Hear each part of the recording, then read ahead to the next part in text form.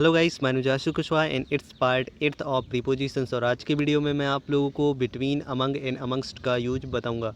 लोगों को बहुत ही ज़्यादा कन्फ्यूजन होती है कि कहाँ पे हम बिटवीन का, कहाँ पे अमंग का और कहाँ पे अमंगस्ट का यूज करेंगे। आज का वीडियो अगर आप लोग पूरा देख लेते हो तो आपकी सारी कन्फ्यूजन दूर हो जाएगी। इसके अलावा guys, watch this video till the end because I have given you some homework to check that you are learning properly और not, and you are to do that in the comment section. तो guys, जैसे कि मैंने अभी आप लोगों को बताया कि आज मैं आप लोगों को बिटवीन, अमंग एंड अमंगस्ट का यूज़ बताऊंगा। तो सबसे पहले मैं आप लोगों को बिटवीन का यूज़ बता देता हूं कि कहां पे हम लोग बिटवीन का यूज करेंगे। तो गाइस, यहां पे जैसे कि आप लोग देख सकते हैं लिखा हुआ है दो व्यक्तियों या दो वस्तुओं के बीच में। तो यहाँ पे के बीच या तो लगा होगा सेंटेंस में या फिर में लगा होगा। तो इन सेंटेंसेस में हम लोग बिटवीन का यूज करते हैं। ये एग्जाम्पल के जरिए समझते हैं। तो यहाँ पे जैसे कि आप लोग देख सकते हैं, यहाँ पे लिखा हुआ है इन दोनों में क्या अंतर है। यहाँ पे में लिखा हुआ है, ठीक है। तो अब पे देख सकते हैं में लिखा हुआ है, ठीक है, या फिर के बीच लिखा हुआ है। ओके, अब हम लोग बनाते हैं सेंटेंस को। तो देखिए सेंटेंस कैसे बनेगा। What is the difference between these both, क्योंकि दो लोगों की बात हो रही है इसलिए यहाँ पे बोथ बिटवीन लगा हुआ है, ठीक है। तो इस तरीके से आप समझ गए होंगे। दूसरा एग्जांपल देखते हैं। मैं स्कूल और रोड के बीच खड़ा हूँ। जब दो चीज़ों के बीच में कोई वस्तु है या खड़ा है या कोई भी बात हो रही है तो वहाँ पे हम लोग बिटवीन लगाते हैं। तो I am standing between road and school.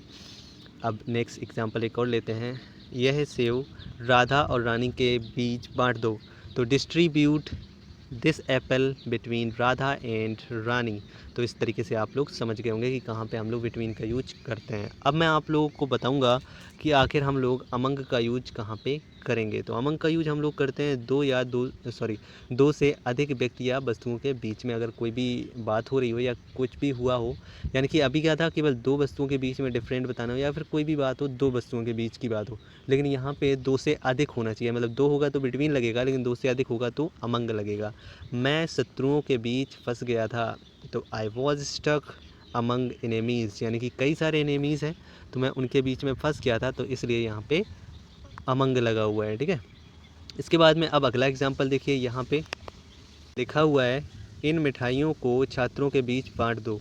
तो इसको जब हम बनाएंगे तो डिस्ट्रीब्यूट यानी कि बांट दो, दी स्वीट यानी कि ये मिठाइयाँ, अमंग स्टूडेंट्स यानी कि कई सारे स्टूडेंट के बीच में इन मिठाइयों को बांट दो। अब समझ गए होंगे आप लोग। तो यहाँ पे आप देखिए नेक्स्ट एग्जांपल है कई पेड़ों के बीच एक आम का पेड़ है। तो there is a mango tree among many trees. तो आप इस तरीके से समझ गए होंगे, ठीक है। अब हम बात करते हैं आखिर अमंगस्ट का यूज हम लोग कहाँ पे करेंगे। तो अमंगस्ट का यूज हम लोग करते हैं जब कोई भी चीज़ अस, यू या फिर देम इनके बीच में बांटनी हो। यानी कि जब भी अस की बात होगी या फिर यू की बात होगी या फिर देम की बात होगी, तब वहाँ पे अमंगस्ट लगाना होगा, ठीक है। एग्जाम्पल के ज़रिए समझते हैं। तो हमने सभी वस्तुओं को अपने बीच बांट ली हैं, यानी कि हमने सभी वस्तुएं अपने बीच बांट ली हैं। तो we have distributed all things, sorry distributed पढ़ रहा हूँ, divided all things amongst us. तो इस तरीके से आप लोग समझ गए होंगे, ठीक है। नेक्स्ट एग्जाम्पल देखिए। यहाँ पे लिखा हुआ है उसने अपना खाना उन्हें बांट दिया।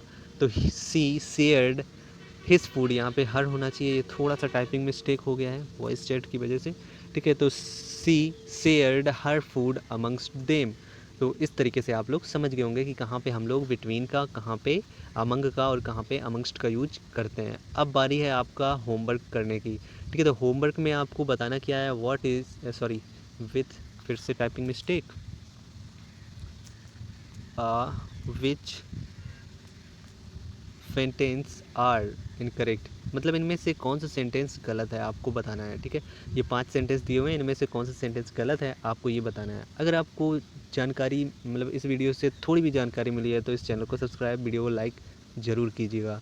मिलते हैं नेक्स्ट वीडियो में, तब तक के लिए बाय और अपना ख्याल रखना।